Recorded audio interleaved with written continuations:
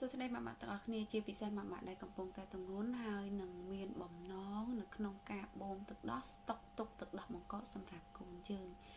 អញ្ចឹងសម្រាប់ថ្ងៃនេះគឺខ្ញុំចង់មកចែករំលែកជាមួយនឹងបទពិសោធន៍តិចតួចតាក់ទងទៅនឹងវិធីសាស្ត្រនៅក្នុងការរំលាយទឹកដោះបង្កកដែលសុវត្ថិភាពបំផុតសម្រាប់ឲ្យកូនយើងមុំហើយចំពោះវីដេអូនេះគឺខ្ញុំចង់និយាយផ្ដោតតាក់ទងទៅលើផ្នែកមីក្រូជីវសាស្ត្រក្នុងការរំលាយទឹកដោះនឹងឬក៏យើងហៅថាផ្នែកតាក់ទងជាមួយនឹងបាក់តេរីឬក៏មេរោគនឹងឯងចំពោះវិធីសាស្ត្រនៅក្នុងការរំលាយទឹកដោះគឺម៉ាក់មួយចំនួនគឺបានដឹងហើយតែម៉ាក់ដែលកំពុងតែទងន់ត្រៀមដំបងទឹកដោះភាគច្រើនគឺអត់ទាន់សូវបានដឹងទេត្រូវអត់អញ្ចឹងអាចមើលវីដេអូនេះដល់ចប់បានណាចំពោះក្នុងការរំលាយទឹកដោះគឺយើងអាចធ្វើបានជាច្រើនវិធីមានវិធីខ្លះប្រើរយៈពេលខ្លីមានវិធីសាស្ត្រខ្លះប្រើរយៈពេលវែងនៅក្នុងការរំលាយទឹកដោះរបស់យើង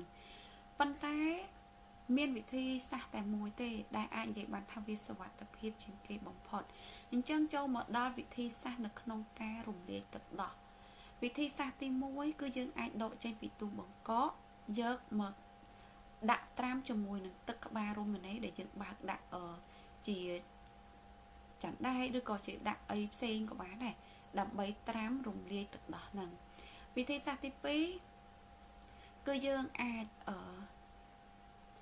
យកពីទូបង្កក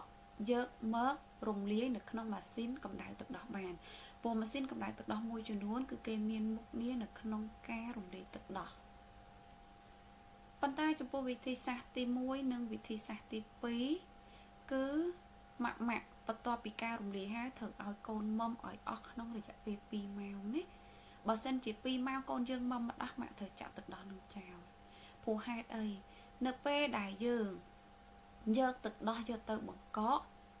បានន័យថាបាក់តេរីដែលមានឆ្លងចូលទៅក្នុងទឹកដោះរបស់យើងហ្នឹងគឺវាអត់បានងាប់ទេក្នុងសីតុណ្ហភាពបង្កកវាត្រឹមតែអសកម្មភាពតែប៉ុណ្ណោះអញ្ចឹងនៅពេលដែលយើងយកទឹកដោះបង្កកយកមករំលាយដោយប្រើវិធីសាស្ត្រទី1និងវិធីសាស្ត្រទី2វានឹងធ្វើឲ្យសីតុណ្ហភាពក្នុងទឹកដោះផ្លាស់ប្ដូរពីត្រជាក់មកជាសីតុណ្ហភាពសមស្របសម្រាប់បាក់តេរីលូតលាស់បំបែកខ្លួនបានយ៉ាងងាយពីព្រោះថានៅពេលដែលយើងរំលាយដោយវិធីសាស្ត្រទាំងពីរហ្នឹងវាធ្វើឲ្យសីតុណ្ហភាពក្នុងទឹកដោះយើងអាចនិយាយបានថាជាសីតុណ្ហភាពធម្មតាវាអាចខ្ទង់20 30ឬក៏លើ30អង្សាអាសីតុណ្ហភាពនោះគឺវាសមស្របនៅក្នុងការដែលធ្វើឲ្យបាក់តេរីលូតលាស់បង្កើតកូនបង្កើតចៅបានយ៉ាងងាយតែម្ដងអញ្ចឹងហើយបានជាយើងត្រូវក្រោយការរំលាយត្រូវឲ្យកូនយើងមុំឲ្យអស់ក្នុងរយៈពេល2ម៉ោងបើមុំមកដោះម៉ាក់មិនស្ដាយទេគឺត្រូវតែចាក់ចោលដើម្បីកុំឲ្យប៉ះពាល់ទៅដល់សុខភាពកូនយើងវាអាចធ្វើឲ្យកូនយើងក្តៅខ្លួនវាអាចធ្វើឲ្យកូនយើងរាកឬក៏មានបញ្ហាអីផ្សេងទៀតចំពោះវិធីសាស្ត្រទី3នៅក្នុងការរំលាយទឹកដោះខ្ញុំអាចនិយាយបានថាជាវិធីសាស្ត្រដែលល្អជាងគេបំផុតតែម្ដងម៉ាក់អាចយកពីទូបង្កកយកមកដាក់នៅក្នុងទូត្រជាក់ផ្នែកខាងក្រោម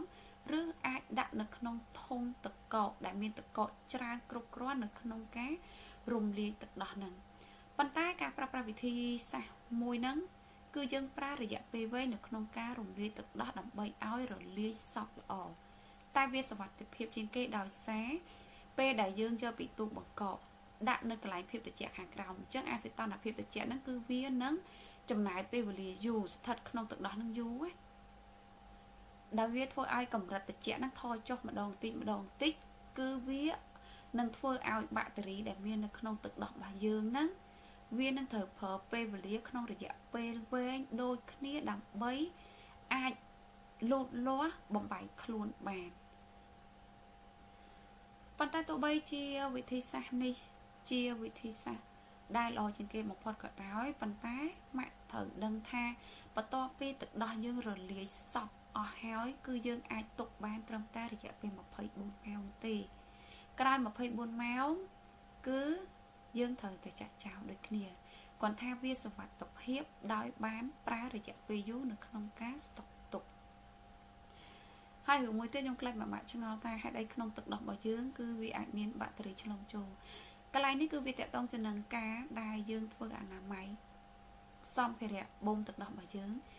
បន្ទាប់ពីយើងលាងសម្អាតឬក៏ steril ឬក៏វិធីសាស្ត្រសម្រាប់មេរោគណាមួយហើយការទុកដាក់របស់យើងហើយអនាម័យខ្លួនប្រាណជាពិសេសជាងគេគឺដៃរបស់យើង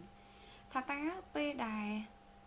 យើងរៀបចំបូមទឹកដោះការស្តុកទុកទឹកដោះតើយើងបានធ្វើអនាម័យខ្លាំងប៉ុណ្ណាជាពិសេសដៃហ្មងពួកដៃយើងទៅចាប់កាន់ម៉ាស៊ីនបូមទឹកដោះដៃយើងប្រើគ្រប់បែបយ៉ាងច្រកទឹកដោះច្រកអីអញ្ចឹងហើយអានេះវាជាកត្តានឹងដែលអាចចម្លងបាក់តេរីចូលទៅក្នុងទឹកដោះយើងបានចំនួនបាក់តេរីអាចឆ្លងចូលទៅក្នុងទឹកដោះយើងបានតិចឬក៏ច្រើនអាស្រ័យទៅនឹងម៉ាក់ធ្វើអនាម័យបោះម៉ាក់នីមួយៗផ្ទាល់តែម្ដងបើជ្រុលនិយាយតកតងពីការចម្លងបាក់តេរីហើយអញ្ចឹងខ្ញុំសូមណែនាំតិចតួចទៀតតកតងជាមួយនឹងការធ្វើអនាម័យដៃរបស់យើងណាអញ្ចឹងអនាម័យដៃគឺយើងអាចប្រើប្រាស់ជាមួយនឹងផលិតផលសម្រាប់មេរោគមានជាច្រើនប្រភេទហ្មងយើងអាចប្រើប្រាស់ជាប្រភេទអាល់កុលគឺជាប្រភេទអេតាណុលដែលមានកំហាប់ចន្លោះពី70ទៅ75%ហាមប្រើអាល់កុលសុទ្ធកម្រិតអាល់កុល97%ខ្ពស់មិនអាចសម្លាប់បាក់តេរីបានទេម៉ាក់ទី2គឺយើងអាចប្រើជាប្រភេទ hand sanitizer គឺមានផលិតផលជាច្រើនដែលគេដាក់ថា hand sanitizer យើងអាចទិញយកមកប្រើប្រាស់បានហើយទី3យើងអាចប្រើជាប្រភេទ gel ដែលជា hand sanitizer យកមកប្រើបាននិយាយទៅគឺមានផលិតផលជាច្រើនមកអាចទៅមើលនៅតាមទីតាំងម៉ាតដូចជាឡាគីដូចជានៅ pharmacy នៅអីគឺមានច្រើនមកស៊ូគេទៅគឺគេនឹងប្រាប់ឲ្យតកតងជាមួយនឹងផលិតផលនៅក្នុងការសម្អាតធ្វើអនាម័យយើងអាចប្រើបានទាំងដៃផលិតផលខ្លះយើងអាចប្រើបានទាំងលើកន្លែងដែលយើងទុកដាក់សម្ភារៈកូនរបស់យើងបានទៀតតែម្ដង